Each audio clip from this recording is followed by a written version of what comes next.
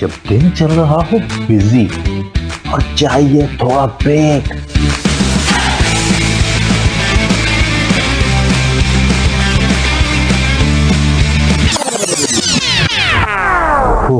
I need a break. तो सुनिए delight delight with RJ Mavastan, Sunday to Thursday 12 to 3 PM। Radio वही अपना FM 107। Right listeners, आप सुन रहे हैं FM 107 में आपके साथ आपकी प्रेसिडेंट शमाविश खान। और जैसे मैंने आपसे प्रॉमिस किया हुआ था इस बात का कि डॉक्टर अतिया बशीर हमें ज्वाइन करेंगी। आज हम उनके बारे में बहुत कुछ जानेंगे और ये सब तो हम जानते ही हैं कि वो यहाँ पे बहुत ही मशहूर मारूफ डॉक्टर हैं। बहुत अरसे से माशाल्लाह से वो अपनी सर्विसेज दे रही हैं यहाँ पे। लोगों को बहुत ज़्यादा उनसे फ़ायदा होता है। लेकिन ये कि उनकी अपनी पर्सनैलिटी वो कैसी हैं और क्या उनकी रूटीन है, ये सब कुछ भी आज हम उनसे जान सकेंगे। हेलो, अस्सलाम वालेकुम। वालेकुम अस्सलाम। और बहुत बहुत बहुत शुक्रिया डॉक्टर अतिया, आपने हमें टाइम दिया। आपका बहुत शुक्रिया कि आपने मुझे इनवाइट किया और मैं बहुत एक्साइटेड हूँ क्योंकि आज मैं बहुत सारे लोगों से, जिनमें पेरेंट्स भी हैं और नाना नानी दादा दादी भी होंगे, और वो लोग भी हैं जो बच्चों की अपब्रिंगिंग में और उनकी केयर में पार्टिसिपेट करते हैं। तो मैं आज आप बहुत शुक्रिया कि आपने मुझे वो मौका दिया कि मैं उन सब से गुफ्तगू करूं, बच्चों की ओवरऑल तरबियत, उनकी जहनी नशोनुमा, उनकी जिस्मानी तरबियत, उनकी उन सब चीज़ों के बारे में मैं बात करना चाहती हूँ। तो मैं बहुत आपका शुक्रिया अदा करती हूँ कि आपने मुझे इनवाइट किया। मैं आपका बहुत ज़्यादा शुक्रिया अदा करूंगी। और यहाँ पे एक बात भी मैं कहना चाह रही हूँ, मुझे कतर आए हुए बहुत ज़्यादा अरसा नहीं हुआ, कुछ तकरीबन 9 साल तकरीबन हो रहे हैं अपना। तो जब मैं यहाँ पे आई और मेरा माशाल्लाह से बेटा भी उसी हॉस्पिटल में जहाँ पे आप अपनी सर्विसेज देती हैं वहीं पे वो पैदा हुआ था। तो उन दिनों जब नई नई आई थी तो एक होता है ना, आप पूछ रहे होते हैं, आपको कुछ पता नहीं होता हर चीज़ के बारे में। तो एक दो नाम मैंने उन दिनों बड़े सुने, एक डॉक्टर जीनत रिजवी और दूसरा आपका नाम। तो और बड़ी कोशिश की कि इन दोनों का ही कोशिश की, पहले उनके लिए कोशिश की कि उनका अपॉइंटमेंट मिल जाए, फिर आपके लिए कोशिश करती रही। लेकिन आप लोगों के इतना लेट मतलब मिलता है, इतना वेट करना पड़ता है कि मुझे अपॉइंटमेंट्स मिल नहीं सके। एक कसक रही, लेकिन साथ में फख्र भी होता था कि हमारे मुल्क के लोग हैं माशाल्लाह से, और आप दोनों ही माशाल्लाह से पाकिस्तान से आपका ताल्लुक है और इतनी ज़्यादा बिजी भी हैं, इतना आपका नाम है, लोग सब आप ही को दिखाना चाह रहे होते हैं। तो इस बात पे फख्र भी मुझे बड़ा महसूस हुआ उस कसक के साथ। जी, बहुत शुक्रिया। जैसे लेकिन मैं अपने सामईन को ये बताऊंगी कि मैं हमेशा बच्चों को वॉक इन जरूर देखती हूँ, क्योंकि मैं हमेशा पेरेंट्स से कहती हूँ कि बच्चों की जो बीमारी है वो अनाउंस करके नहीं आती। तो मेरा जो अपॉइंटमेंट है वो तो बेशक आप जब अपॉइंटमेंट ले सकें तो लीजिए, मगर 1 बजे से पहले जो भी मेरे क्लिनिक में वॉक इन करता है मैं उनको जरूर देखती हूँ। तो आपको मेरे अपॉइंटमेंट का किसी को भी इंतजार करने की जरूरत नहीं है। 7:30 और 1 बजे के बीच में जो आएगा 6 दिन सिवाय फ्राइडे को वो जरूर देखा जाएगा इंशाल्लाह। हाँ, सही। अच्छा, मैं अपॉइंटमेंट में ही रही हूँ हमेशा, तो इस वजह से ये मुझे पता नहीं चल सका। चले, अच्छा हुआ आज बड़ा आपने ये क्लियरफाई भी कर दिया और बहुत सारे लोग जो आप चाह रहे होंगे तो वो आपके पास जरूर आ सकेंगे इंशाल्लाह। जी डॉक्टर अतिया, तो हम यहाँ पे माशाल्लाह आपके नाम से सब आपको जानते हैं, हमें पता है कि डॉक्टर अतिया बशीर होती हैं और माशाल्लाह काफ़ी अरसे से आप यहाँ पे काम कर रही हैं। तो आज मैं चाहूँगी थोड़ा सा हम आपसे आपका इंट्रोडक्शन लें कि क्या है, कैसा आपने अपने आप को, आप अपने बारे में हमें बताएं अपने अल्फाजों में।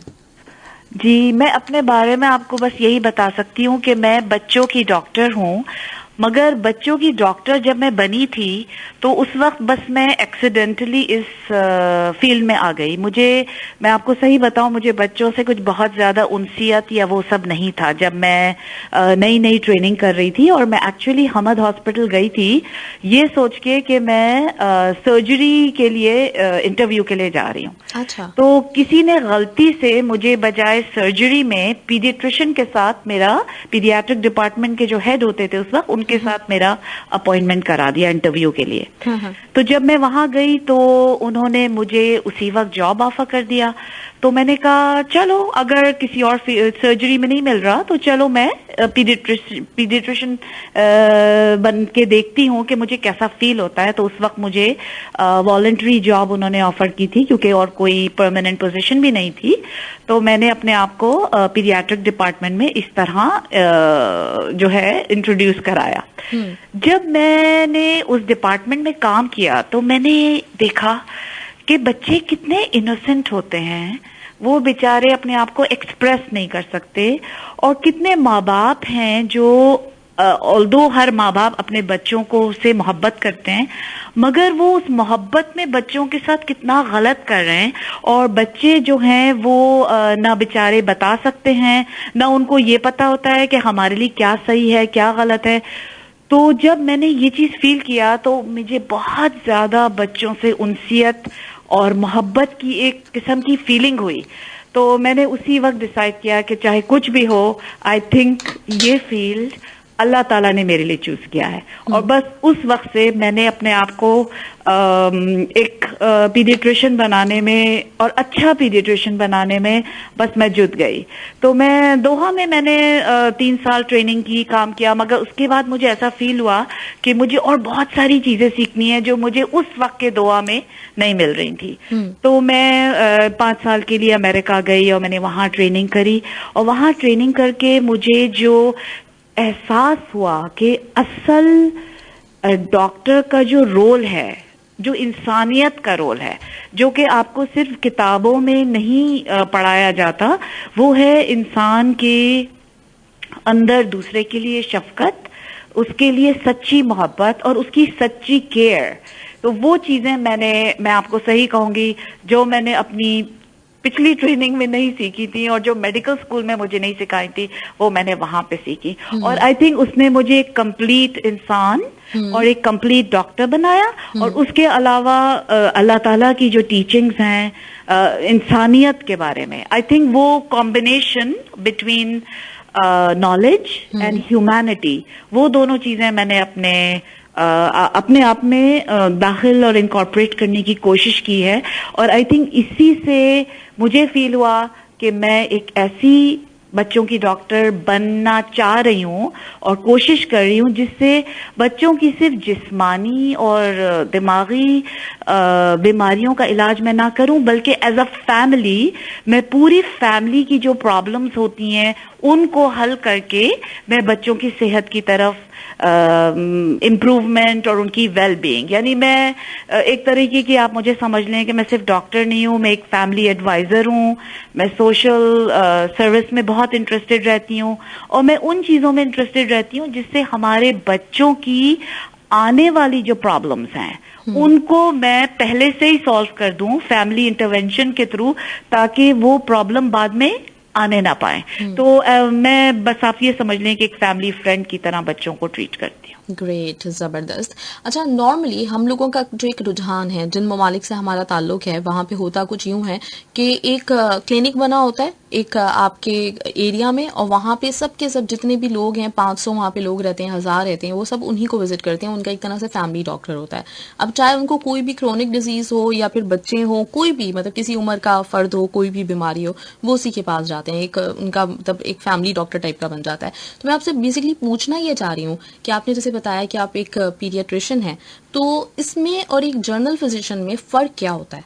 आप किस तरह से उसको बयान करेंगी, और क्यों ये ज़रूरी है कि आपके पास रेगुलरली बच्चों को विजिट करवाया जाए? देखिए, एक फेमस सेइंग है बच्चों के बारे में कि children are not small adults.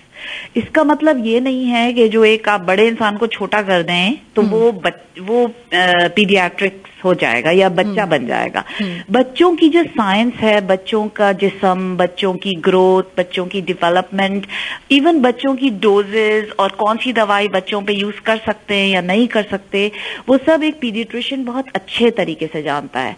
तो इसलिए मैं अपने पेरेंट्स को ये एडवाइस करूंगी कि जब भी आपको मौका मिले, अगर आपका बच्चा बीमार है तो आप कोशिश करके पीडियाट्रिशियन के पास बच्चे को लेके जाएं, या सेकंड चॉइस होगी फैमिली प्रैक्टिशनर के पास, क्योंकि फैमिली मेडिसिन के जो डॉक्टर्स होते हैं उनकी ट्रेनिंग एडल्ट्स के साथ भी होती है और बच्चों के साथ भी होती है। तो पहली चॉइस आपका पीडियाट्रिशियन होना चाहिए, दूसरी चॉइस आपका फैमिली मेडिसिन का डॉक्टर होना चाहिए, और आपका लास्ट चॉइस होना चाहिए अडल्ट डॉक्टर, क्योंकि अडल्ट डॉक्टर्स बच्चों की डिजीजेस को उस तरह डायग्नोस नहीं कर पाते, उनको कभी कभी डोजेस भी गलत दे देते हैं, कभी कभी दवाई भी जो बच्चों को नहीं देनी चाहिए वो दे देते हैं। तो इस लिहाज से पीडियाट्रिशियन का रोल जो है वो बच्चों की ट्रीटमेंट के लिए बहुत जरूरी है। और मैं आपको एक चीज ये बताऊंगी कि हमारे सोसाइटी में एक ये कॉन्सेप्ट है कि बच्चे सिर्फ जब डॉक्टर के पास जाएं जब बीमार हों। मैं आपको ये चीज इस बात पे बहुत एम्फेसाइज करना चाहती हूँ कि बच्चों की जो बीमारियां हैं उसमें 90% बीमारियां सिर्फ वायरल इन्फेक्शंस हैं, यानी जुकाम, खांसी, डायरिया, वॉमिटिंग, डिहाइड्रेशन, ये सब चीजें ज्यादा बच्चों में बहुत कॉमन है। एक्सेमा, एस्मा, ईयर इन्फेक्शंस, इनका इलाज करना जो है ना वो बहुत आसान है। मगर असल चीज जो पीडियाट्रिशियन का रोल है वो ये है कि आपके बच्चे को वेल चाइल्ड विजिट में देखा जाए।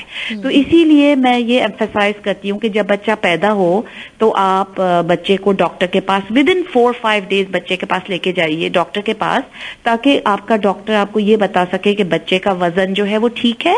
उसकी बेस लाइन यानी फिजिकल एग्जाम, उनका हार्ट, उनकी लंग्स, उनका पेट, उनके जॉइंट्स, ईयर, नोज, थ्रोट, सब चीज वो देख लें।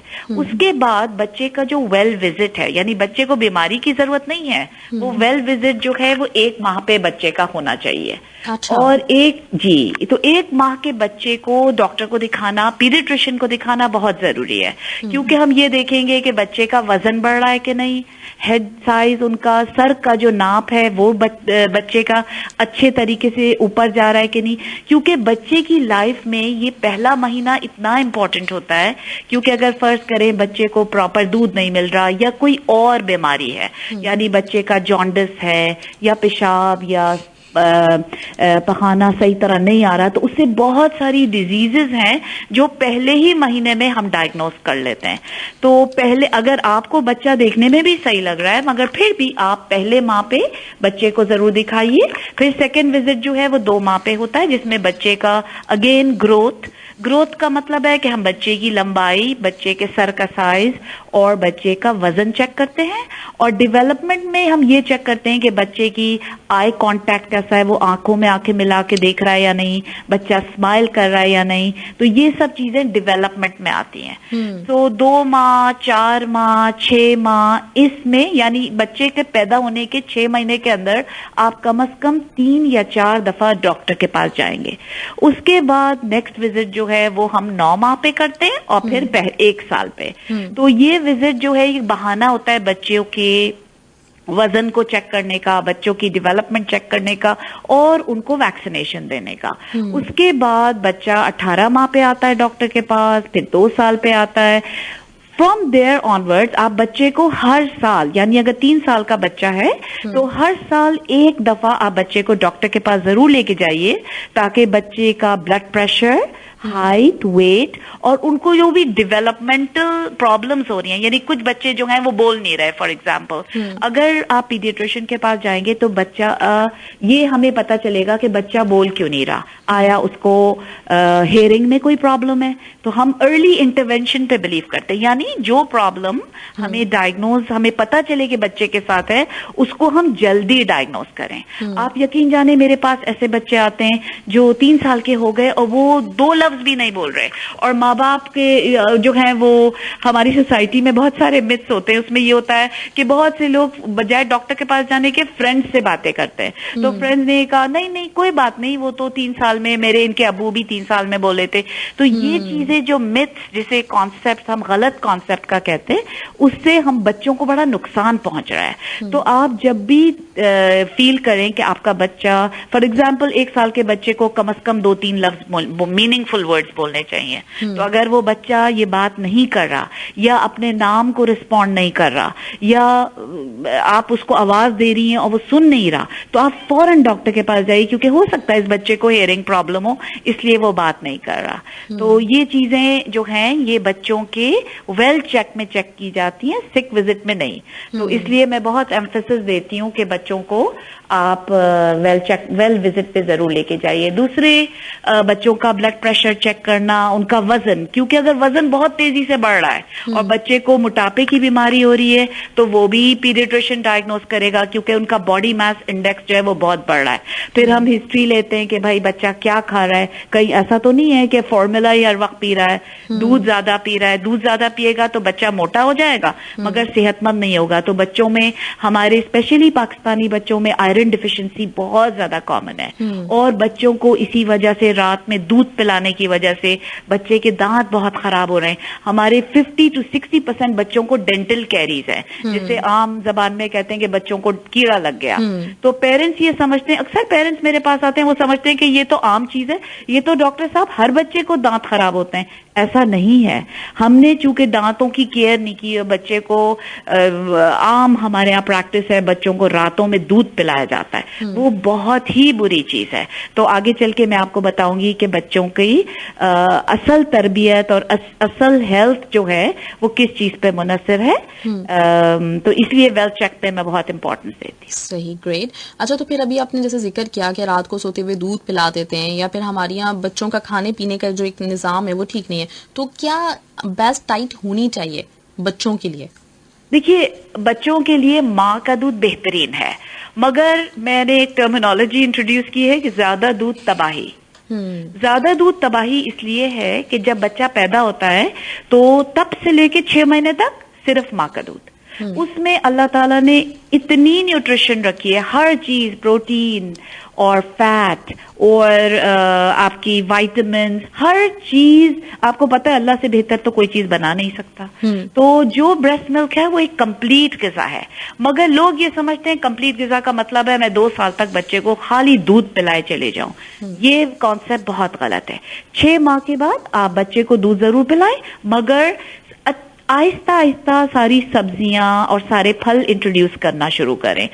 1 साल से कम के बच्चे को आप कोई नमक उनके खाने में मत डालिए और ना ही कोई चीनी इंट्रोड्यूस कीजिए, यानी नेचुरल शुगर और नेचुरल सॉल्ट। तो आप जैसे 6 महीने का बच्चा हो गया तो आप उनको सब्जियां प्यूरे करके, उसमें कोई सॉल्ट डाल के नहीं, आप सब्जी, फॉर एग्जांपल आपने आलू से स्टार्ट किया, आलू के बाद आप 3 दिन बाद गाजर ले आइए, गाजर के बाद आप चुकंदर, शलजम, पालक, इसी तरह सारी सब्जियां आप इंट्रोड्यूस कीजिए और इसी तरह बच्चे को फ्रूट्स इंट्रोड्यूस कीजिए। हमारे यहाँ मिल्क पे इतना जोर है कि 9 महीने तक जाते जाते हमारे 80% बच्चों को आयरन डिफिशिएंसी हो जाती है और माँ बाप दूध पे, फीडर से दूध पिला पिला के, और स्पेशली रातों में दूध पिलाने का बहुत ज्यादा रिवाज है। तो बच्चे को 9 महीने के बाद रात में दूध मत पिलाइए। बच्चे के सोने का टाइम है 7 बजे। और 9 महीने का बच्चा, आप सोचिए कितनी इंपॉर्टेंट चीज है ये जानना कि 9 महीने का बच्चा जो है वो 3 दफा खाना खाएगा, यानी ब्रेकफास्ट, लंच और डिनर, और 2 स्नैक्स लेगा। स्नैक्स में क्या है? फ्रूट्स, यानी आपने एप्पल को प्यूरे करके खिला दिया, आपने बनाना खिला दिया, हर फ्रूट, हर वेजिटेबल 9 महीने तक आप इंट्रोड्यूस कर चुके होते हैं। और ये बच्चा रात में आराम से सोएगा, दूध पिलाने की रात में आपको जरूरत नहीं है। और 1 साल के बच्चे को सिर्फ 2 बार दूध, यानी 9 से 1 साल तक, 9 महीने से 1 साल के बच्चे को आप 3 दफा दूध पिला दें और 1 साल के बाद सिर्फ 2 दफा। फीडर में दूध कभी भी बच्चे को मत दीजिए। अगर आप फॉर्मूला भी दे रहे हैं तो आप फीडर को 1 साल के बाद रोक करके बच्चे को सिपी कप में दूध पिलाइए। जब हम फीडर से बच्चे को दूध पिलाते हैं तो उनको एक आदत पड़ जाती है दूध पीने की, वो भूख से दूध नहीं पीते, वो शौक में दूध पीते हैं। तो रातों में जो फीडर पीने का रिवाज है उससे क्या होता है, बच्चों के सारे दांत खराब हो जाते हैं और बच्चे कभी अच्छी नींद नहीं सोते, वो बार बार उठते हैं, बार बार उठते हैं। उनका ग्रोथ हार्मोन रिलीज नहीं होता, क्योंकि ग्रोथ हार्मोन डीप स्लीप में रिलीज होता है और ग्रोथ हार्मोन रिलीज होता है 7 बजे शाम से लेके सुबह 7 बजे तक। तो अपने बच्चों को जो ग़िज़ा आप देंगे वो घर का पका हुआ खाना, प्रोसेस शुगर आप बिल्कुल घर में लाइए नहीं, यानी जूसेस। जो हमारे पेरेंट्स बहुत ही खुश होके बाहर से चॉकलेट मिल्क और स्ट्रॉबेरी मिल्क लेके आते हैं, आपको पता है 1 सर्विंग में 12 चमचे चीनी है। और जब हम बच्चों के लिए जूसेस लाते हैं उसमें कोई जूस नहीं है, उसमें कोई फ्रूट नहीं है, उसमें 12 चमचे चीनी, बहुत खूबसूरत रंग और बहुत सारा जो है फ्लेवर मिला हुआ है, उस फ्रूट का एसेंस मिला हुआ है, उसमें कोई फ्रूट नहीं है। तो ये हम लोगों के एक बहुत बड़े मिसकंसेप्शंस हैं। तो मैं अपने पेरेंट्स को ये एडवाइस करूंगी कि आप घर में सिर्फ नेचुरल चीजें लाइए, खुद भी वही खाइए, घर का पका हुआ खाना, और कोई चॉकलेट, आइसक्रीम, चिप्स नहीं लाइए। बहुत सारे पेरेंट्स मुझसे ये कंप्लेंट करते हैं, डॉक्टर साहब हमारा बेटा खाना तो खाता ही नहीं है। अब जब मैं उनको ग्रोथ चार्ट पे डालती हूँ तो उनका वजन जो है वो 90% बच्चों से ज्यादा है और हाइट जो है वो 25% से ज्यादा है। तो वजन इतना बढ़ गया क्यों? क्योंकि अब जब हम स्टोरी सुनते हैं तो उसमें स्टोरी ये है कि बच्चा जो है वो चिप्स, चॉकलेट, आइसक्रीम और 4 से लेके 5 दफा तक वो दूध पीता है, और दूध कौन सा है? फॉर्मूला है। और इन बच्चों की जिंदगी में ना सब्जी है, ना फल है, ना मीट है, ना चिकन है। तो बच्चे को मोटापा हो रहा है, मगर बच्चे की आयरन लेवल जो है बच्चे का बिल्कुल, यानी आप यकीन जाने कि नॉर्मल फेरेटिन लेवल जो स्टोरेज है, स्टोरेज फॉर्म है आयरन का, वो नॉर्मली 40-50 होना चाहिए। मैं आपको यकीन से कहती हूँ हमारे 90% बच्चों में वो 0.5, 2, 3 ऐसा लेवल है। उसका लेवल क्यों है? क्यों हम बच्चों को सारा जंक फूड खिला देते हैं मगर हम सब्जियां, फल पे जोर नहीं देते। सही सही। अच्छा, आपने नींद का भी जिक्र किया ना बीच में कि 7 बजे से लेकर सुबह 7 बजे तक सोना चाहिए बच्चों को। जी हाँ, देखिए जो बच्चे छोटे बच्चे हैं, यानी तकरीबन आप समझ लें 5 या 6 साल से कम जितने बच्चे हैं उन सब का स्लीप टाइम 7 to 7 है। यानी आजकल बहुत अच्छा है। देखिए जब मगरिब हो आप बच्चों को खाना खिलाइए, उसके बाद आप उनको दूध पिलाइए, फिर बच्चे ब्रश करें। ब्रश करने के बाद बच्चे पानी पिएं, स्टोरी सुने, यानी एक स्ट्रक्चर्ड एनवायरनमेंट होना चाहिए। हम जितने लोगों से मैं पूछती हूँ कि आपका बच्चा कितने बजे सोता है, तो ज्यादातर का जवाब मेरे पास ये होता है, डॉक्टर साहब कोई टाइम नहीं है। तो वही जब मैं ये जवाब सुनती हूँ कि कोई टाइम नहीं है, तो तभी मुझे पता चल जाता है कि घर में क्या हो रहा है। तो बहुत से लोग कहते हैं डॉक्टर साहब जल्दी सो जाता है, ये तो 10-11 बजे तक सो ही जाता है। और आप यकीन जाने मैं ऐसे ऐसे टाइमिंग सुनती हूँ, यानी 1-1, 2-2 साल के बच्चे 12 और 1 बजे सो रहे हैं। तो लोग कहते हैं, जब मैं उनसे कहती हूँ कि बच्चों के सोने का टाइम तो 7 बजे है, तो वो कहते हैं तो क्या हुआ डॉक्टर साहब, 1 बजे सोया रात में, 1 बजे उठ गया। तो प्रॉब्लम ये है 1 बजे सोने 1 बजे उठने में कि टेक्निकली जी वो 12 घंटे तो सो गए, मगर ग्रोथ हार्मोन जो है वो तो रात में 7 बजे शुरू होता है। तो जब आपका बच्चा 12 या 1 बजे सोया तो 7 से लेके 1 बजे तक का आप समझ लें 5 से लेके 6 घंटे तक का ग्रोथ हार्मोन बच्चे का मिस हो गया। सिर्फ ग्रोथ हार्मोन ही नहीं, जब अल्लाह ताला ने नींद का वो निजाम बनाया है कि जब मगरिब और इशा होती है तो हमारा ब्रेन से स्लीप हार्मोन्स रिलीज होते हैं, यानी dopamine, serotonin, melatonin, growth hormone, ये सारे वो हार्मोन्स हैं जो हमें अच्छी क्वालिटी की स्लीप देते हैं और हमारे दिमाग को फ्रेश करते हैं और उसकी नशोनुमा करते हैं। तो क्या होता है जब बच्चे देर से सोते हैं, ये सिर्फ बात बच्चों के लिए नहीं है, ये अडल्ट के लिए भी है। तो जब अडल्ट भी देर से सो के सुबह देर से उठते हैं तो उनका ब्रेन वैसे रिफ्रेश हो ही नहीं सकता, क्योंकि अल्लाह ताला ने आपको पता है कि फजर किस वजह से बनाई थी, ईशा किस वजह से बनाई थी, क्योंकि ये हमारे रात, हमारा जो सिस्टम है पूरी, इसको बोलते हैं सर्केडियन रिदम, यानी हमारी लाइफ का जो एक तरीका होना चाहिए कि हम सुबह सवेरे उठें। आपको पता है कि असर और मगरिब के बीच में सोने की मनादी है, मगर हमारी आधी कौम असर और मगरिब के बीच में सोती है। बच्चों को हम 2 बजे सुलाते हैं और शाम में 5 बजे उठाते हैं, यानी जब दोपहर में बच्चा 2 से लेके 5 तक सोएगा, क्योंकि वो रात में अच्छा नहीं सोया, तो क्या होगा, वो बच्चा 7 बजे कैसे सोएगा? तो सही बात बच्चों को नैप्स दिलाने का टाइम क्या है? 12:30 से लेके 1:30 तक, वो भी 2 साल के बच्चे तक, यानी 2 साल और 3 साल के बच्चों को दिन में सोने की जरूरत ही नहीं है। तो आप बच्चों के एनवायरनमेंट, उनका जो लाइफस्टाइल है उसको स्ट्रक्चर्ड बनाइए। सिर्फ स्ट्रक्चर बच्चों का नहीं बल्कि बड़ों की भी नींद बहुत जरूरी है। अगले दिन का परफॉर्मेंस चाहे ऑफिस में हो, चाहे घर में हो, चाहे स्कूल और कॉलेज में हो, वो सब डिपेंड करता है हमारी क्वांटिटी ऑफ स्लीप पे नहीं कि हम कितना सोए, क्वालिटी ऑफ स्लीप पे, यानी हम किस वक्त सोए और किस वक्त उठे। इसलिए स्लीप जो है वो लग्जरी नहीं है, यानी स्लीप कोई ऐसी चीज नहीं है कि चलो भाई आज हो गया तो हो गया, आज मैं 10 बजे सो गई, कल मैं 1 बजे सो गई, 11 बजे सो गई, नहीं। टाइमली स्लीप, टाइमली वेकफुलनेस और अपने लाइफ को, अपने पूरे दिन को एक प्रॉपर तरीके से डिवाइड करना कि किस वक्त क्या चीज होगी, इससे क्या होता है, यही हमारी सेहत का राज है। तो ग्रोथ हार्मोन, हमारे बच्चे, मेरे पास बहुत से बच्चे आते हैं जो फेलियर टू थ्राइव हैं, यानी वो सही तरह ग्रो नहीं कर रहे, और उनकी ग्रोथ हिस्ट्री जब मैं उनकी जो स्लीप हाइजीन में देखती हूँ, इसको बोलते हैं स्लीप हाइजीन, यानी बच्चा कब सो रहा है, तो उससे मुझे पता चलता है कि इस बेचारे बच्चे का ग्रोथ हार्मोन तो रिलीज ही नहीं हो रहा। क्योंकि क्या होता है, बच्चा 11-12 बजे सोया, रात में 3 दफा उसने दूध पिया, तो ग्रोथ हार्मोन डीप स्लीप में रिलीज होता है। जब हमारे बच्चे, एक तो हम बच्चों को अपने साथ सुलाते हैं, को स्लीपिंग कभी भी रेकमेंडेड नहीं होती, यानी आपका बच्चा 0 डे से जब पैदा हुआ तो आप उनको अपने बराबर सुलाइए, उनके क्रिब में, अपने बिस्तर में नहीं सुलाइए। जब आपका बच्चा आपके बिस्तर में सोएगा तो उसकी क्वालिटी ऑफ स्लीप अच्छी नहीं होगी, आपकी क्वालिटी ऑफ स्लीप अच्छी नहीं होगी, और बच्चा हमेशा लेट सोएगा, क्योंकि जब माँ बाप लेट सोएंगे तो बच्चा आपके साथ ही सोएगा। मगर जब आप बच्चे को सेपरेटली सुलाएंगे और डीप स्लीप में बच्चा जाएगा, और हम रात को उनको बॉटल्स और मिल्क ऑफर नहीं करेंगे, तो बच्चा एक डीप स्लीप सो के मैक्सिमम ग्रोथ हार्मोन रिलीज होगा और बच्चा सुबह फ्रेश उठेगा। आप अक्सर नोट कीजिए, बच्चे हमारे हमेशा चिड़चिड़े रहते हैं, वो चिड़चिड़ापन जो है वो क्वालिटी ऑफ स्लीप क्योंकि पुअर है, बच्चे रात भर 2-3 दफा दूध पीते हैं, उठते हैं, तो उनके ये जो रीजेनरेटिंग न्यूरोट्रांसमीटर्स जिसे हम कहते हैं, ग्रोथ हार्मोन तो हार्मोन है, उसके अलावा डोपामीन, सेरोटोनिन, मेलेटोनिन, जो क्वालिटी ऑफ स्लीप डिटरमिन करता है, वो हमारे बच्चों में रिलीज नहीं होता। तो बच्चे सुबह चिड़चिड़े उठते हैं, रोते हुए उठते हैं, और उनकी क्वालिटी ऑफ स्लीप अच्छी नहीं होती। इससे उनकी स्कूल परफॉर्मेंस, उनकी कॉलेज परफॉर्मेंस और उनकी जो डेवलपमेंट है, लैंग्वेज और बाकी सब चीजें सफर कर रही हैं। सही सही।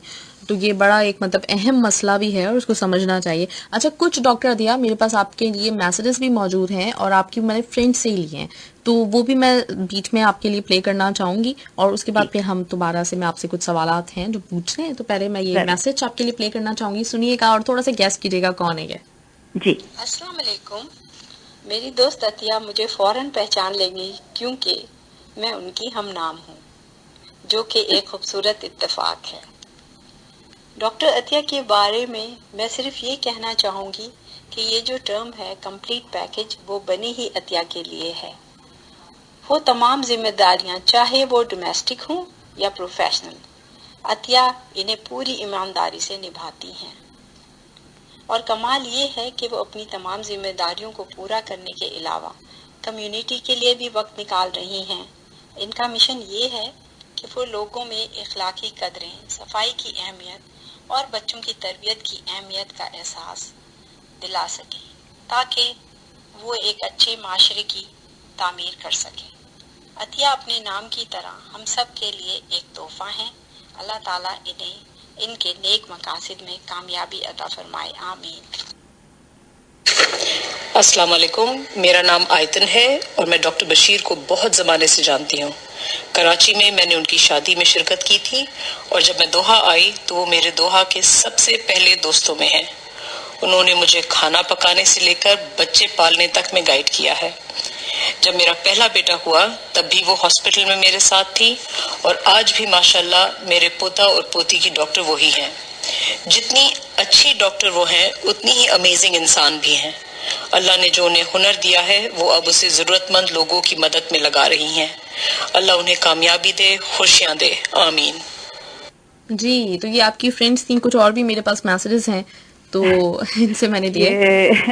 ये मेरे 2 प्रेशियस और अनमोल मोती हैं जिनको मैं उतने अरसे से जानती हूँ जितने दोहा को जानती हूँ।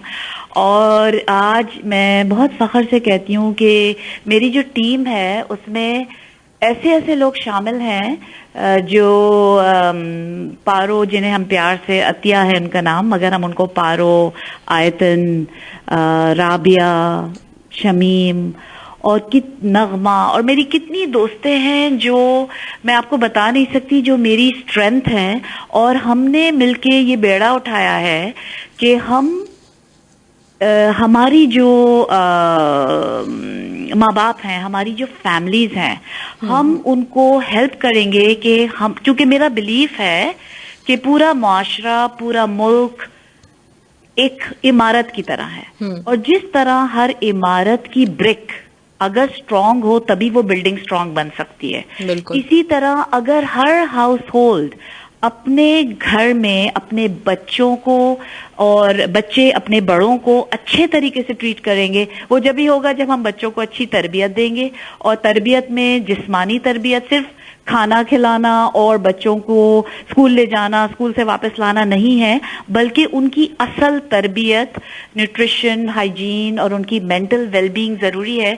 तो इसी तरह अगर हम हर ब्रिक को अच्छे तरीके से प्लेस कर देंगे तो हमारा पूरा मुआशरा और हमारा पूरा मुल्क ऐसी तरक्की देखेगा जो किसी और तरीके से, पैसे से और किसी चीज से मुमकिन नहीं है। क्योंकि अंदर की जो वेलबींग, अंदर की जो खुशी और जो फैमिली जब खुश होती है तो पूरा मुआशरा, पूरा मुल्क खुश हो जाता है। तो ये हमने बेड़ा उठाया है, हमने और हमारी दोस्तों ने, और मैं बहुत खुश हुई आज इन दोनों की आवाज सुन के। और बहुत सी आवाजें हैं जो शायद इस प्रोग्राम में ना हो, मगर वो मेरी बहुत बहुत ज्यादा इम्पोर्टेंट साथी हैं मेरे इस मिशन में। बिल्कुल नहीं, मेरे पास एक दो और भी आपके लिए मैसेजेस हैं, वो भी मैं शामिल करूंगी, और सवाल भी हमारे पास बहुत ज्यादा हैं, मैसेजेस भी हैं, मेरे जहन में भी कुछ सवाल आपके लिए मौजूद हैं, तो वो इंशाल्लाह हम करते हैं। लेकिन अभी जो मैं जानना चाह रही हूँ, क्योंकि हम चाह रहे हैं कि जो हमने रखे हुए थे अपने, कि हम इन चीजों के ऊपर लाजमी बात करेंगे अवेयरनेस के लिए लोगों की, तो वो हम पहले बात करते हैं। तो वैक्सीनेशन के हवाले से मैं पूछना चाह रही थी आपसे कि लोग नॉर्मली, मतलब कुछ डिले भी आ जाता है बाज़ औक़ात, कुछ लोग वैक्सीनेशन को इतना अहम समझते ही नहीं है कि नहीं ज़रूरत नहीं है। और अब तो खैर अल्हम्दुलिल्लाह काफ़ी लोग अवेयर हो गए, लेकिन शुरू में जब वैक्सीनेशन का कहा जाता था तो पेरेंट्स की अहमियत को समझते ही नहीं थे और बहुत सारे वैक्सीनेशन करवाते ही नहीं थे अपने बच्चों की। तो उस पर आप थोड़ा सा मुझे बताएं कि कितना इंपॉर्टेंट होता है ये। जी, अल्हम्दुलिल्लाह इस बारे में मैं ये कहूँगी कि कतर एक ऐसा मुल्क है जहाँ पे वैक्सीनेशन रेट जो है वो काफ़ी हाई है। उसकी एक वजह ये भी है कि यहाँ पे जो वैक्सीन का निज़ाम है वो बहुत अच्छा है। बच्चों को प्राइमरी हेल्थ सेंटर में फ्री वैक्सीन दिए जाते हैं, और अक्सर लोग जिनके पास इंश्योरेंस है वो प्राइवेट सेक्टर में भी आके इंश्योरेंस के जरिए वैक्सीन लेते हैं। मगर मेरे पास बहुत से ऐसे बच्चे जो हमारे मुल्क से आए हैं और जो नए नए कतर में आए हैं, आप यकीन जाने, मैं इतनी फैमिलीज को देख रही हूँ जिनके बच्चों के वैक्सीन इंतहाई इनकम्प्लीट हैं, और बल्कि बहुत ज्यादा पॉपुलेशन ऐसी है पाकिस्तानी बच्चों की जो वैक्सीनेटेड बिल्कुल भी नहीं है। उस लिहाज से मैं ये बताना चाहूंगी कि वैक्सीनेशन जो है वो आप उसको इस तरह समझ लें कि जैसे दुनिया में बहुत सारे बैक्टीरिया और वायरसेस होते हैं जो जब बच्चों को अटैक करें तो वो बहुत सिवियर फॉर्म ऑफ डिजीज देते हैं, जिसमें कि मेनिंजाइटिस है, पोलियो है, काली खांसी है और डिप्थीरिया है। तो वैक्सीनेशन के थ्रू हम अपने बच्चों के जिस्म में वो एक बहुत एटेनुएटेड या बहुत वीक किस्म का वही जरासीम बच्चों के जिस्म में दाखिल किया जाता है, जिससे बच्चों का इम्यून सिस्टम जो है वो उससे अवेयर हो जाता है। तो जब एक्चुअल बैक्टीरिया और एक्चुअल वायरस बच्चों के सिस्टम को अटैक करता है तो हमारा इम्यून सिस्टम रेडी होता है उस जरासीम से डील करने के लिए। तो ये है वैक्सीनेशन का कॉन्सेप्ट। और मैं अपने पेरेंट्स से इंसिस्ट करूंगी कि आप बच्चों को जो जरूरी टीके हैं वो टाइमली फैशन में लगाइए, क्योंकि हमारा इनका जो इम्यून सिस्टम है उसको प्रॉपर तरीके से प्राइम करना, यानी उसको रेडी रखना उन जरासीम के लिए जो जब बच्चों को अटैक करें तो हमारे बच्चे उसके लिए पूरी तरह तैयार हों। क्योंकि ऐसी ऐसी बीमारियां हैं जैसे मेनिंजाइटिस, जिससे कि इन्फेक्शन ऑफ द ब्रेन जब बच्चों को होता है तो खुदा ना खास्ता उससे बच्चे परमानेंटली ब्रेन डैमेज हो सकते हैं। या आपके बच्चों को खुदा ना खास्ता पोलियो, आपको पता है पोलियो का नाम सबने सुना है, और कितनी पैरालिसिस और कितनी लाइफ लॉन्ग बच्चों को उससे जो है डिसेबिलिटी हो जाती है। तो कितने आसान है टीके लगाना, स्पेशली इस मुल्क में, और कितना मुश्किल है उस बीमारी से डील करना जो आगे बच्चे को होगी अगर हम प्रॉपर टीके नहीं लगाएंगे। बिल्कुल सही बात है, उस बात की अहमियत को समझना चाहिए और आपने बहुत अच्छी तरीके से ये बताया भी। मैं चाहूंगी जितने भी पेरेंट्स हैं आज वो जरूर सुने और बहुत गौर से सुने, और उसके साथ ही ये हम अपलोड भी करते हैं तो बाद में भी अवेलेबल रहेगा लोगों के लिए, लोग सुन सकेंगे डॉक्टर साहबा की बातें।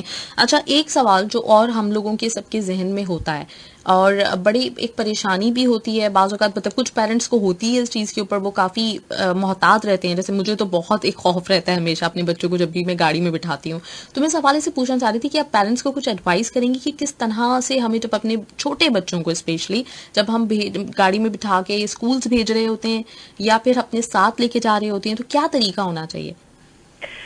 देखिए, बच्चों का ट्रांसपोर्टेशन जो है वो एक बहुत बड़ी जिम्मेदारी है।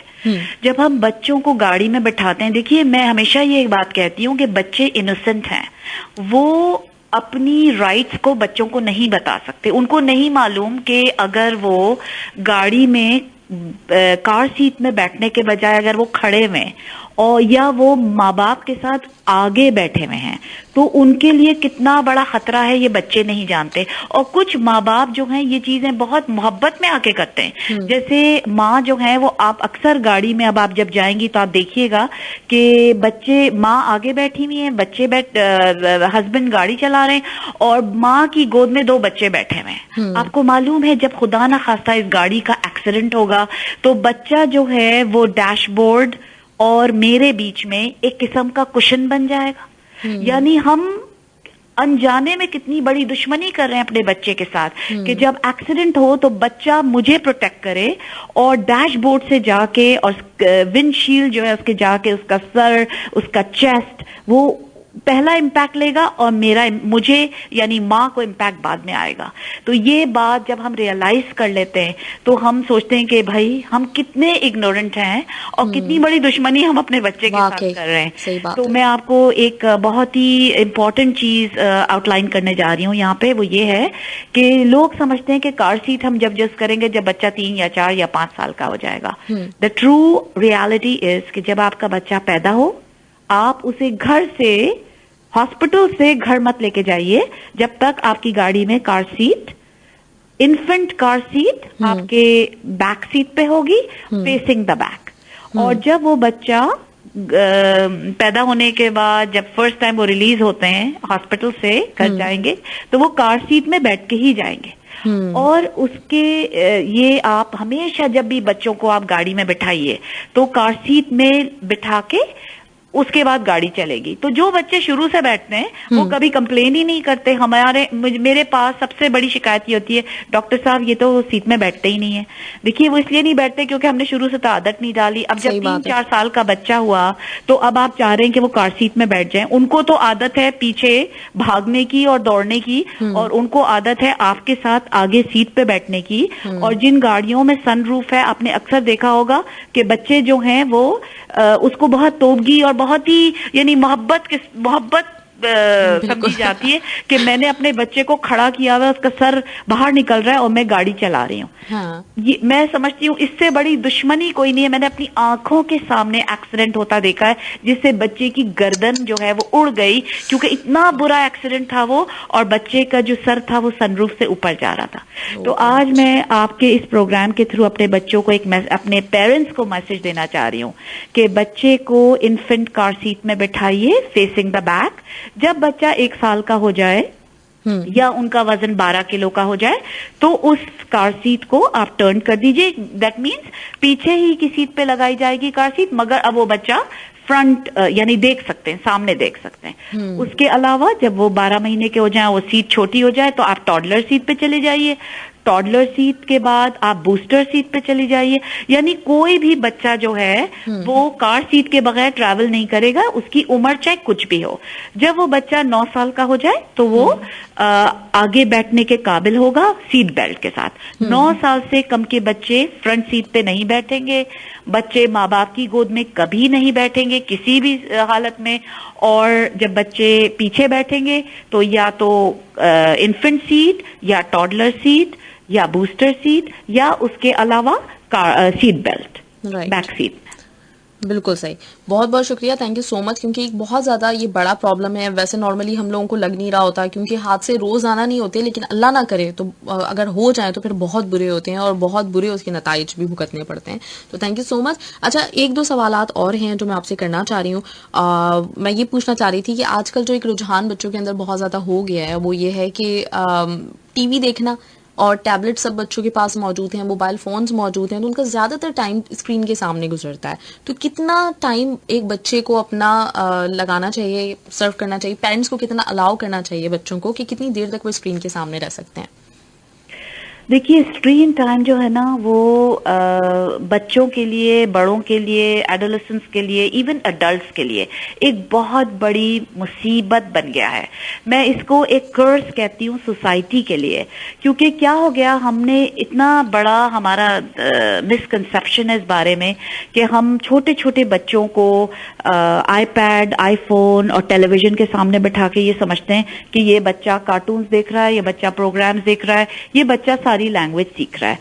इसका बिल्कुल उल्टा असर है, रियल लाइफ में इसका बिल्कुल उल्टा असर है कि जितना आप टीवी या स्क्रीन के सामने बच्चों को रखेंगे, उनको एक्चुअली लैंग्वेज रिग्रेशन होता है। यानी बच्चे जो स्पोकन लैंग्वेज सीखते हैं वो कभी भी टीवी, आईपैड, आईफोन या कार्टून देख के नहीं सीखते, वो एक्चुअली पेरेंटल इंटरैक्शन से सीखते हैं। यानी बच्चे लैंग्वेज बोलना बड़ों से सीखते हैं। और जब हम बच्चों से बात करते हैं तो वो हमारी आवाज सुन के, हमारे लिप की मूवमेंट से लैंग्वेज सीखते हैं। और वो जो इंटरैक्शन हम बच्चों के साथ खेलते हैं, उनको टाइम देते हैं, उनके साथ रीडिंग करते हैं। तो बहुत से लोग मुझसे पूछते हैं, डॉक्टर साहब मैं कब बच्चे को आईपैड दिलाऊं, या मैं कब, हमारा बच्चा 1 साल का है, वो सिर्फ 1 या 2 घंटे कार्टून देखता है। तो द आंसर इज कि 2 साल से बच्चे पहले को कोई स्क्रीन टाइम नहीं, यानी 2 years and under 0 screen time. और फिर लोग मुझसे पूछते हैं, डॉक्टर साहब इनके साथ मैं रीडिंग और इंटरैक्शन कब शुरू करूं? The answer is 0। जब आपका बच्चा पैदा हो, 0 डे, आज मेरा बच्चा पैदा हुआ है, आप उनसे बात करना शुरू करें। यू विल बी अमेज्ड कि आपका बच्चे के आई कांटेक्ट और उनकी कूइंग, वो आपको इतना रिस्पॉन्ड करेंगे कि आप, हमारे कल्चर में यह है कि जब बच्चा रोता है तो हम उसको हिलाना शुरू कर देते हैं। असल में अगर आप उस बच्चे के साथ बात करना शुरू कर दें और बहुत ही शफकत से उनके पास ऊपर हाथ रखें, और हाथ रख के आप थोड़ा थोड़ा हाथ उनके ऊपर सहलाएं, तो आपका बच्चा रोने से चुप हो जाएगा, क्योंकि वो कम्युनिकेशन चाहता है। हम बच्चों से कम्युनिकेशन नहीं कर रहे हैं, हम बच्चों से को मशीनों के थ्रू उनके साथ डील कर रहे हैं। तो गैजेट्स जो हैं वो बहुत ज्यादा नुकसानदेह हैं, सिर्फ बच्चों के लिए नहीं बल्कि बड़ों के लिए भी। तो हमें अपने आप को भी डिसिप्लिन करना है, कितना स्क्रीन टाइम अलाउड है, यानी अंडर 2, 0 स्क्रीन टाइम। और 2 साल से ज्यादा का बच्चा सिर्फ 15 मिनट वॉच कर सकता है कोई इंटरेस्टिंग प्रोग्राम, मगर पेरेंटल सुपरविजन के साथ। यानी अगर मैं अपने बच्चे को कोई अच्छा प्रोग्राम दिखाना चाह रही हूं तो मैं उनके साथ बैठूं, मैं उनके साथ उस वक्त इंटरैक्ट करूं, और जब प्रोग्राम खत्म हो जाए तो मैं उनसे क्वेश्चंस पूछूं कि बेटे आपने क्या देखा, और उस लड़की का नाम क्या था, और उसने कौन से कपड़े पहने थे, what was the colour, what was the fruit. तो जब मैं क्वेश्चंस पूछूंगी तो बच्चे के दिमाग में वो इंटरएक्टिव, उसको बोलते हैं इंटरएक्टिव लर्निंग। वरना हमारे बच्चे कुछ नहीं सीख रहे, आप यकीन जाने, इतना बुरा किस्म का स्पीच रिग्रेशन और बिहेवियरल प्रॉब्लम्स हो रहे हैं स्क्रीन टाइम पे ज्यादा होने की वजह से। और स्पेशली एडोलेसेंट पॉपुलेशन, यानी 11, 12, 13, 14 साल के बच्चे जो स्क्रीन पे वक्त गुजार रहे हैं, उससे क्या हो रहा है, वो अपने पेरेंट्स के साथ इंटरैक्ट करना नहीं चाह रहे। क्योंकि ये जो ये इतना बड़ा टॉपिक है कि अगर आप मुझे इस टॉपिक पे 1 घंटा देंगी तो मैं 1 घंटा भी बात कर सकती हूँ। मगर अभी मेरा मैसेज सिर्फ यही है कि प्लीज इन गैजेट्स को बच्चों से हटा लीजिए, उनके साथ आप क्वालिटी टाइम गुजारिए, उनके साथ रीडिंग कीजिए, प्रोजेक्ट्स कीजिए। वो इतने इंटरेस्टिंग टाइम उनके साथ आप गुजारिए कि बच्चों के लिए ये गैजेट्स जो हैं ये कोई मायने नहीं रखें। और जब हम इंशाल्लाह आगे का प्रोग्राम करेंगे तो मैं आपको और इलैबोरेट करूंगी कि इस स्क्रीन टाइम की वजह से बच्चों की मेंटल वेलबींग, इमोशनल वेलबींग और डेवलपमेंट पे कितना नेगेटिव असर पड़ रहा है, और ब्लू लाइट की वजह से इनकी स्लीप डेप्रिवेशन क्यों हो रही है, और ये जो गेमिंग सिंड्रोम है इसके बारे में हम आइंदा बात कर सकते हैं। चलें, ग्रेट, जबरदस्त। अच्छा, तो एक्टिविटीज जैसे आपने बताया कि बच्चों के साथ, ये मुझे बड़ा अच्छा आपका आइडिया लगा कि अगर वो देख भी रहे हैं कुछ, तो उसके बाद आप उनसे कुछ क्वेश्चंस कीजिए, उस पर डिस्कशन कीजिए, ताकि वो उन्होंने अगर कुछ सीखा है तो पता चले आपको, या फिर वो अगली दफा अगर देख रहे हैं, कोई कार्टून भी देख रहे हैं, कोई सीरीज देख रहे हैं, कुछ भी, तो उनको ये पता हो कि इसके बारे में कुछ पूछा जा सकता है, तो सीखने की साथ में कोशिश भी करें, कारआमद बन जाए वो चीज। बिल्कुल सही, आपने बिल्कुल बिल्कुल सही चीज हाईलाइट करी, absolutely. Thank you so much. अच्छा, कुछ और एक्टिविटीज जैसे रीडिंग के अलावा और कौन सी ऐसी एक्टिविटीज हमारे बच्चों के लिए हो सकती हैं जो फिजिकली भी और मेंटली भी उनकी ग्रोथ में, उनकी डेवलपमेंट में हेल्पफुल हो? देखिए, मैं हमेशा कहती हूँ कि जो बच्चों को सिखाने का तरीका है वो हमारे कल्चर में रटवाने का बहुत रिवाज है। यानी बच्चे को किताब, स्कूलों में भी हमारे ये सिस्टम है कि हम बच्चों की जो क्रिएटिव थिंकिंग है और उनका जो क्रिएटिविटी का पोटेंशियल है, हम उसको उजागर नहीं करते। हम बच्चों के ज्यादा जोर देते हैं कि हम बच्चों को चीजें A to Z बस पढ़वा दें और फिर उस पर हम बहुत खुश होते हैं कि हमारे बच्चे ने ये याद कर लिया। अब हम जो लर्निंग का तरीका है वो बहुत मल्टी डायरेक्शनल है। यानी बच्चे ने कोई चीज सीखी, जैसे मैंने आपको बताया, बच्चे से आपने क्वेश्चन किया, या बच्चे तो मल्टीपल वेज में आप बच्चों को चीजें सिखाइए। यानी आपने स्टोरी सुनाई, वो सिर्फ सुनी नहीं, उन्होंने देखी भी। देखने के बाद आपने उनसे क्वेश्चंस पूछे। फिर आपने मेंटल हेल्थ पे बहुत बच्चों के हमें जोर देना है, in addition to physical activity. आप बच्चों को म्यूजियम्स लेके जाइए, आप बच्चों को कॉम्पिटिशंस कराइए, बच्चों के art competitions, reading competitions, mental math competitions.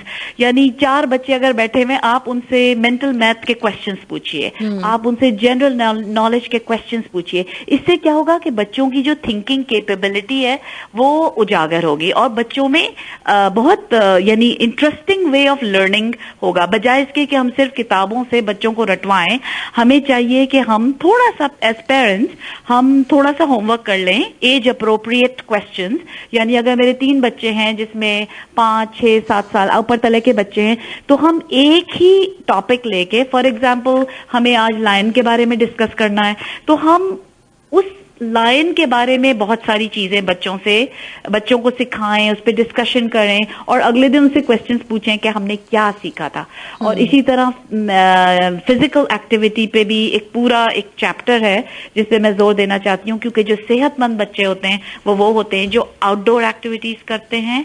और आप अगर स्टोरी भी पढ़ रहे हैं, आप कुछ चीजें कर रहे हैं, वो आप आउटडोर कीजिए ताकि बच्चों को फ्रेश एयर मिले, बच्चों को सन मिले, क्योंकि विटामिन डी डिफिशिएंसी है हमारी पूरी सोसाइटी में। क्योंकि बच्चे आउटडोर एक्टिविटी कम और इनडोर ये स्क्रीन टाइम, और हम अंदर ज्यादा हमारी लेडीज और बच्चे जो हैं वो अंदर रहते हैं, इसलिए 90% पॉपुलेशन को विटामिन डी डिफिशिएंसी है। तो अब मौसम अच्छा आने वाला है, मैं स्ट्रांगली रेकमेंड करूंगी कि सारी फैमिलीज अपना एक पिकनिक बास्केट बनाइए और पूरी फैमिली बाहर चली जाए। बच्चों को साइकिल राइड करने दीजिए, पेरेंट्स वॉक कर रहे हैं, वहीं आप किताबें ले जाइए, बच्चों को स्टोरी सुनाइए, उनसे सवालात पूछिए। और एटमॉस्फेयर में जितनी नॉलेज अवेलेबल है, कितने दरख्त हैं, कितनी बर्ड्स हैं, कितने चरिंदे परिंदे, ये चीज हमारे एनवायरनमेंट में इतनी रिच इंफॉर्मेशन अवेलेबल है। हमें चाहिए कि हम बच्चों से उनके बारे में जिक्र करें, उनसे बातें करें, सितारे, आसमान, ये सब चीजें हमें एनवायरनमेंट से बच्चों को जोड़ना है और नेचर से जोड़ना है बच्चों को। ग्रेट, जबरदस्त। अच्छा, एक चीज जो मैं हाईलाइट करना चाह रही हूँ और मैं उस पर आपको अप्रिशिएट भी करना चाह रही हूँ, मुझे बहुत अच्छा लगा, आपने जो एक नया सिलसिला शुरू किया है स्टोरीज का, स्टोरीज टेलिंग आप शुरू कर चुकी हैं और उसको काफी पेरेंट्स भी ज्वाइन कर चुके हैं, मेरे बच्चे भी उसमें माशाल्लाह से मौजूद हैं। तो इसके लिए मैं एक तो बहुत अप्रिशिएट करूंगी आपको, बहुत बहुत शुक्रिया। और मैं चाहूंगी कि थोड़ा सा इसके बारे में भी बताएं कि ये कैसे एक आइडिया आया आपको, और अगर कोई और पेरेंट्स भी आपको ज्वाइन करना चाहते हैं तो कैसे कर सकेंगे? ये आइडिया हमें इस तरह आया क्योंकि हम जब अपने बचपन का गौर करते थे तो हमें ये याद आया कि जो चीजें हमने बचपन में सुनी थी, छोटी छोटी कहानियां, बहुत अच्छे मॉरल की स्टोरीज और छोटी छोटी हदीसें, छोटी छोटी पैगंबरों की कहानियां जब हम सुनते थे और हम जब रियल लाइफ में जाते थे, जैसे फॉर एग्जाम्पल मैंने आज कोई हदीस अपनी माँ से सुनी कि अगर आप सीधे हाथ से किसी को दें तो उल्टे हाथ को खबर नहीं होनी चाहिए। तो उस वक्त तो बड़ा लिटरली ये चीज ली थी, मगर जब थोड़े से बड़े हुए तो ख्याल आया कि अगर आप किसी के साथ नेकी करें तो उसको बहुत ज्यादा उसका जिक्र ना करें, बहुत ज्यादा अपने आप को दिखावे की कोशिश ना करें। तो ये चीजें जब हमने बचपन में सुनी थी उसका असर बाद में हमारे जो रियल लाइफ में बहुत होता गया। तो हमने ये सोचा जो बच्चे यहाँ पल बढ़ रहे हैं वो नानी और दादी और दादा और दादी से काफी हद तक डिप्राइव्ड हैं, यानी फैमिलीज में सिर्फ ज्यादातर माँ बाप ही हैं और माँ बाप जो हैं उनके पास भी ज्यादा टाइम नहीं है। तो ये स्टोरीज और ये अच्छी अच्छी बातें जो थी ये नाना नानी दादा दादी से सुन के दिल पे बड़ा असर होता था। तो इस कॉन्सेप्ट के को सामने रखते हुए हमने ये अपना प्रोग्राम स्टार्ट किया है और अल्हम्दुलिल्लाह हमारी कम्युनिटी के जो नानियां और दादियां हैं वो बहुत एक्साइटेड हैं इस बात से। हम स्टोरी वो चूज करते हैं जिसका कोई अच्छा मॉरल वैल्यू हो, जो बहुत इंटरेस्टिंग भी हो, और हम चाहते हैं कि उसको सिर्फ ऑडियो के थ्रू नहीं, यानी सिर्फ बच्चे आवाज ना सुने बल्कि उसकी तस्वीरें भी देखें। तो हम ज्यादातर स्टोरीज में पिक्चर्स भी दिखाते हैं ताकि दोनों तरीके से जब बच्चों का स्टिमुलेशन होता है तो उनका मेमोरी रिटेंशन बहुत अच्छा होता है। और एंड में हम उस स्टोरी को एंड करके कोई ना कोई हदीस और कोई ना कोई अच्छा कॉल बताते हैं बच्चों को, ताकि वो जब ये बचपन में ये चीजें सुन लेंगे तो आप यकीन जाने उनको अच्छा कंपैशनेट, अच्छा मुसलमान और सोसाइटी के लिए, घर के लिए, मुआशरे के लिए अच्छा इंसान बनने से इंशाल्लाह कोई रोक नहीं सकेगा। ग्रेट, जबरदस्त, बहुत अच्छा सिलसिला है आपका। तो डॉक्टर अतियास पर्ल, इसको ज्वाइन कर सकते हैं इस पेज को जितने भी लोग हैं। डॉक्टर अतियास पर्ल जो हैं जी वो मेरा एक फॉर्मेट है जिसमें हम पेरेंट्स को अच्छी इंफॉर्मेशन देते हैं। हम डॉक्टर अतियास पर्ल जो है वो कोरोना से पहले हम स्कूलों में जाते थे, डिफरेंट स्कूल्स में, और वहां जाके हम बच्चों को और टीचर्स के सामने अपना एक पूरा हमारा एक प्रोग्राम, एक फॉर्मेट है, nutrition, hygiene, screen time, sleep, उन सब के बारे में हम बात करते थे। कोरोना के बाद हमने अपने आप को थोड़ा वर्चुअल कर लिया है और अब हम ये सोच रहे हैं कि हमेशा कोई ना कोई बुरी चीज से कोई ना कोई अच्छी चीज निकल के आती है। तो जब से कोरोना हुआ है हमारी जो ये होराइजन है ये इतना और ज्यादा वाइड हो गया है कि अब हम सोच रहे हैं कि हम जो प्रोग्राम जाके करते थे अब हम वो वर्चुअली भी कर सकते हैं और हमारे ऑडियंस को कहीं जाने की जरूरत नहीं है। हमारे पेरेंट्स सिर्फ दोहा में नहीं बल्कि हमारे मुल्क में वो हमें ज्वाइन कर सकते हैं जूम पे, और उससे कितने और लोग मुस्तफीज हो सकते हैं। तो स्टोरी अगर पेरेंट्स ज्वाइन करना चाहते हैं तो हमको वो अपने मोबाइल नंबर भेज दें, हम उनको अपने उसमें इंक्लूड कर लेंगे और हम उनको जूम का लिंक, जिस दिन हमारी स्टोरी होती है वो स्टोरी का टाइम है 6 बजे वेंसडे को और सैटरडे को 6 बजे स्टार्ट होता है। It's only a 20 minutes activity, और उसके हम कोशिश ये करते हैं कि हम अपने पेरेंट्स को बोलें कि जब 6 बजे बच्चे स्टोरी सुनने आए तो उनकी सारी जो डे की जो चीजें थी वो खत्म हो जानी चाहिए, यानी बच्चे ने खाना खा लिया हो, ब्रश कर लिया हो, उन्होंने मगरिब की नमाज भी अब हो रही है वो भी पढ़ ली हो। तो हम एक तरीके से बच्चों को एक स्ट्रक्चर देना चाहते हैं उनके दिन के लिए, और ये उनकी तकरीबन आखिरी एक्टिविटी होगी, जिसके बाद वो अगर मौलवी साहब से कुरान पढ़ना है वो पढ़ने के बाद बस वो सो जाए। ग्रेट, बहुत ज़बरदस्त। तो मेरे बच्चों ने भी ज्वाइन किया है, एक दिन क्लास ली थी, एक दिन उनका ट्यूशन का टाइम था, लेकिन इंशाल्लाह ताला मेरी पूरी कोशिश है कि वो रहें आपके साथ रूटीन में, और बहुत अच्छा लगा था। मैं खुद भी सुन रही थी, मुझे बहुत मज़ा आया और अच्छा लगा सुनने में। तो अच्छा, मेरे पास 2 मैसेजेस और हैं, फिर उसके बाद हम मज़ीद बात करते हैं। आपकी फ्रेंड्स ही हैं ये भी, तो इनके भी मैं सुनवाना चाहूँगी। अस्सलाम वालेकुम, मेरा नाम नगमा है और मैं कॉर्पोरेट ट्रेनिंग में as a corporate training analyst काम करती हूँ। डॉक्टर अतिया के बारे में मैं क्या कहूँ, माँ से वाइस के she is a darling friend. I have known Atiya for over 3 decades, और इस अरसे में मैंने एक स्वीट सी लड़की को एक अमेजिंग एंड डायनामिक पर्सनैलिटी में इवॉल्व होते हुए देखा है। अतिया के अंदर बहुत सी खूबियाँ हैं जो उसे आम औरतों से बहुत मुख्तलिफ बनाती हैं, और सबसे बढ़कर अतिया की इंसानियत, दोस्ती, हमदर्दी, कंपोजर और रेजिलियंस। अतिया का कंपोजर और रेजिलियंस तो अमेजिंग है। डिटर्मिनेशन भी अतिया के अंदर बहुत है, वो जो काम करना चाहती है बड़ी फोकस के साथ वो उसको करती है, शी अचीव्स इट। और दूसरी चीज अतिया के अंदर जो है वो बहुत ही बेहतरीन जो है वो है अतिया का optimism. She is a very optimistic and positive person. वो हमेशा चीज़ों के अंदर अच्छाई और बेहतरी ही तलाश करने की कोशिश करती है, और इतनी सारी खूबियाँ अतिया के अंदर हैं जो किसी को भी अतिया का फैन बनाने के लिए काफ़ी हैं। और यही सब बातें अतिया को मेरे दिल के बहुत करीब करती हैं। मुझे तो ऐसा लगता है कि आज के दौर में अतिया एक औरत के अंदर जो खूबियां होनी चाहिए वो सब अतिया के अंदर है, या ये कह लें कि आज के दौर के लिहाज से अतिया एक रोल मॉडल है औरतों के लिए। ये बात मैंने अतिया को आज तक नहीं कही, लेकिन आपके प्रोग्राम में कह रही हूँ, because she is an amazing wife, an excellent mother, very caring daughter, और दोस्त तो वो बेहतरीन है। तो मुझे तो ऐसा लगता है कि people like Atiya are asset for everybody around. बिस्मिल्लाहिर्रहमानिर्रहीम। अस्सलाम वालेकुम। मेरा नाम शमीम है और मैं आज अपनी प्यारी दोस्त डॉक्टर अतिया के बारे में इजहार खैरात करना चाहती हूँ। माशाल्लाह डॉक्टर अतिया हर दिल अजीज शख्सियत हैं और हर कोई इनका गर्विदा है। हमारी दोस्ती 35 साल पर मुहित है और इन 35 सालों में मैंने उनकी शख्सियत के कई पहलू देखे हैं। वो मुखलिस दोस्त हैं, काबिल डॉक्टर हैं और कम्युनिटी की खैर ख्वाह हैं, जिसके लिए वो अनथक मेहनत कर रही हैं। इनके अंदाज में एक मखसूस किस्म की बेतकल्लुफ़ी और अपनायत है। खुश दिली इनकी शख्सियत का हिस्सा है। अपनी बेपनाह मसरूफियत के बावजूद वो हर काम के लिए टाइम निकाल लेती हैं। अल्लाह ताला ने अतिया को इंतज़ामी मामलात के हवाले से भी खुसूसी महारत अता की है। इनकी खूबियाँ एक के बाद एक रेशम के थान की तरह खुलती चली जाती हैं। गरीबों और महरूम तबकात की गमगुसार, खिदमत इंसानी से सरशार और बावक़ार शख्सियत, जिन्हें अल्लाह ताला ने शोहरत, इज्जत और दौलत तमाम नेमतों से नवाजा है। इसके साथ साथ उन्हें तकब्बुर से महफूज भी रखा है। ये ऐसी सिफात हैं जो सोने को कुंदन बना देती हैं। आजकल वो बच्चों की तरबियत के हवाले से काफ़ी फिक्रमंद हैं और उनकी इस्लाह के लिए मुख्तलिफ काम कर रही हैं।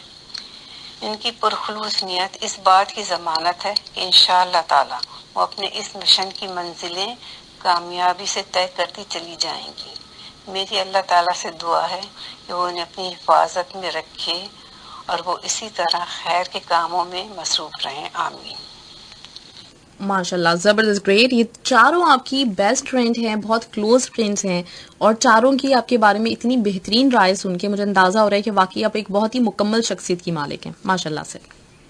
मैं बिल्कुल ये एक्सपेक्ट नहीं कर रही थी कि आप मेरी पुरानी दोस्तों को लाएंगी, और मैं मतलब जितना मेरा दिल खुश हुआ उनकी बातें सुन के, मगर मैं बिल्कुल ये नहीं चाहती हमारे सुनने वाले ये समझें कि ये प्रोग्राम जो है ये आप समझें कि ये मैं एक आम सी इंसान हूँ। बस मेरी सिर्फ फर्क ये है कि मैं शायद क्योंकि मुझे इतना एक्सपोजर मिला मेरे प्रोफेशन की वजह से, तो मैं ये चाहती हूँ कि हमारा मुआशरा, हमारे बच्चे, हमारी फैमिलीज और हमारा मुल्क तरक्की करे। क्योंकि मेरे एक्सपीरियंस में बस ये आया कि फिलहाल मेरी ये फीलिंग है कि हम काफ़ी बिहाइंड हैं as a nation, and as parents भी हमारे अंदर काफ़ी कमियां हैं। जो मैंने बहुत सारी चीज़ें एक्चुअली जब मैं लोगों से मिलती हूँ दूसरी नेशनैलिटीज़ के, तो मैंने उनसे बहुत सारी चीज़ें सीखी, और यही चीज़ मैं अपनी जो जाने वाले मेरे जो पेशेंट्स हैं जो पाकिस्तानी मेरे पास आते हैं उनके अंदर मैंने इंट्रोड्यूस करने की कोशिश की। मैं कहना ये चाह रही हूँ कि बहुत शुक्रिया, जितनी खुशी मुझे अपनी फ्रेंड्स की बातों से हुई, मगर मैं ये नहीं चाहती कि इससे ये इम्प्रेशन जाए कि ये प्रोग्राम जो था इसका मकसद हाईलाइट करना था मुझे। आप यकीन जाने हमारी नीयत ये है कि इस प्रोग्राम के थ्रू हम जो मैसेज कन्वे करना चाह रहे हैं अपनी माओं को, अपने बापों को, अपने माशरे को, वो ये है कि हमें बच्चों के हुकूक से इग्नोरेंस जो आजकल हमारे माशरे में बहुत आम है, I am really sorry to say that, हमारे बच्चे हमारी प्रायोरिटी नहीं है। एज अ डॉक्टर मैंने ये बहुत फील किया है कि बच्चे हमारे नंबर 2, नंबर 3 लेवल पे आते हैं प्रायोरिटी लिस्ट में, क्योंकि बाकी चीजें हमारे माशरे में बहुत इंपॉर्टेंट हो गई हैं। तो हमें वो बदलाव अपने अंदर लाना है बच्चों की तरबियत में और उनको एक अच्छा इंसान बनाने में। और शायद ये चीज हम मिलके अचीव कर सकते हैं। तो मैं सिर्फ एक छोटी सी लीडर हूँ, आप ये कह लीजिए, क्योंकि मैं डॉक्टर हूँ, मगर खुदा ना खास्ता कोई ऐसी बात नहीं है कि मैं किसी भी लिहाज से परफेक्ट हूँ। मैं खुद हर रोज अपने पेशेंट से, अपने लोगों से बहुत कुछ सीखती हूँ और अपनी फ्रेंड्स से। बहुत बहुत शुक्रिया। नहीं, आपका तो बिल्कुल भी मकसद नहीं था, लेकिन मेरा अपने शो में ये मकसद होता है कि जितनी भी खवातीन ऐसी जो अपनी अपनी फील्ड में काम कर रही हैं, बेहतरीन काम कर रही हैं, तो उनको यहाँ पे ज़रूर हाईलाइट किया जाए। तो मेरा ये बुनियादी तौर पे मेरा मकसद था कि मैं बताऊं कि डॉक्टर अतिया बशीर माशाल्लाह से ना सिर्फ ये कि बहुत अच्छी डॉक्टर हैं, बल्कि बहुत ही अच्छी तरीके से इंसानियत की भी काम कर आ रही हैं वो, और बच्चों के लिए बहुत कुछ कर रही हैं, जिस पे दिल से मैं आपका शुक्रिया अदा करती हूँ कि हम लोगों को समझनी चाहिए जो इम्पोर्टेंस है बच्चों की। सबसे ज्यादा हमें जो अपना टाइम देना चाहिए वो अपने बच्चों को ही देना चाहिए, क्योंकि अगली जो नस्ल है, मतलब ये जो नस्ल है, यही आगे के जाके मेमार बनेंगे। हमेशा से हम सुनते आए, तो इनके ऊपर जितना हमें टाइम लगाना चाहिए हम वो दे नहीं रहे हैं। आप जैसे लोग जब इस चीज की अहमियत पे जोर देते हैं तो हम लोग थोड़े से बेदार हो जाते हैं, थोड़े से हिलते हैं और फिर कुछ करने की कोशिश करते हैं। आप बिल्कुल सही कह रही हैं, बिल्कुल सही। बहुत बहुत शुक्रिया, थैंक यू सो मच। मैंने आपसे आधा घंटा मांगा था, लेकिन 1 घंटा आपका ले लिया। लेकिन यकीनन ये जो आज का शो है, ये हमारे पेरेंट्स के लिए बहुत इंपॉर्टेंट रोल अदा करेगा। वो सुने, इसको समझें, और जो जो बातें डॉक्टर अतिया बशीर ने बताई उनको फॉलो करने की जरूर कोशिश करें। तो डेफिनेटली ये जो आपने 1 घंटा दिया है, ये आपको बहुत, मतलब आपको इससे जज़ा खैर मिलने वाली है, अजर मिलेगा इंशाल्लाह ताला। और मेरी दुआएं आपके साथ हैं। अल्लाह ताला इसी तरीके से आपको और भी कामयाबियां दे, और जो जो आपके मकासद हैं अल्लाह उसमें आपको कामयाब करे इंशाल्लाह, आमीन। बस मैं आपका बहुत शुक्रिया अदा करती हूँ कि आपने मुझे एक प्लेटफॉर्म प्रोवाइड किया जिसके जरिए मैंने अपनी जो सोचे हैं उनको बहुत ही खुले तरीके से, और आपने मुझे इतना टाइम भी दिया, मैं एक्सपेक्ट नहीं कर रही थी। बट इंशाल्लाह together we can win this race, इंशाल्लाह। और मैं चाहूंगी इन फ्यूचर भी आप मुझे जरूर टाइम दें, क्योंकि ये हमारी एक सोशल रिस्पॉन्सिबिलिटी मैं समझती हूँ इस चीज को कि मुझे ये जगह मिली हुई है, तो क्यों ना लोगों के काम आने के लिए, लोगों को अवेयरनेस देने के लिए, कुछ बेहतर करने के लिए भी उनको थोड़ा सा हम उसमें भी टाइम दें लोगों को ना। मेरी अपनी कोशिश होती है, तो डेफिनेटली अगर आपने मेरा साथ दिया तो बहुत बड़ी बात होगी। मैं जरूर आपका साथ दूंगी, क्योंकि ये देखिए, ये हमारी सारी माशरती जिम्मेदारी, ये हमारी अखलाकी और ये हमारी दीनी जिम्मेदारी भी है। क्योंकि अल्लाह ताला ने कहा है किसी को छोटी सी चीज भी पता हो, इल्म की छोटी सी चीज हो, वो आप आगे फैलाइए। तो अगर अल्लाह ताला ने हमें ये मौका दिया कि हम इस पोजीशन में हैं कि हमें इल्म भी है और हमारा एक ऐसा तरीका है जिससे हम दूसरों को बता सकते हैं और फैमिलीज को इंफॉर्मेशन दे के उनकी लाइफ, उनकी क्वालिटी ऑफ लाइफ, उनकी बच्चों की पूरी फ्यूचर को हम चेंज कर सकते हैं, तो आई थिंक ये एक बहुत भारी जिम्मेदारी है। और इस जिम्मेदारी को इंशाल्लाह हम एक दूसरे के साथ मिलके बहुत अच्छे तरीके से निभा सकते हैं। और माशरे में जब वेल बीइंग और पॉजिटिविटी फैलाना हमारा काम है।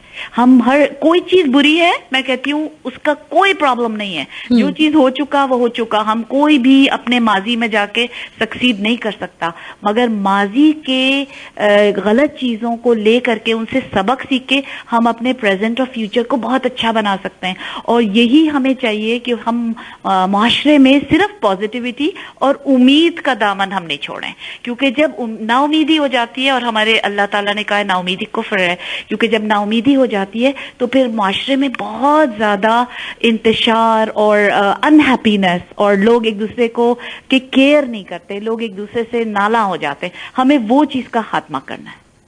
बहुत बहुत शुक्रिया सीरियसली। और आइंदा इंशाल्लाह हम जरूर आगे भी प्रोग्राम्स करेंगे मिलके, और थैंक्स अ लॉट।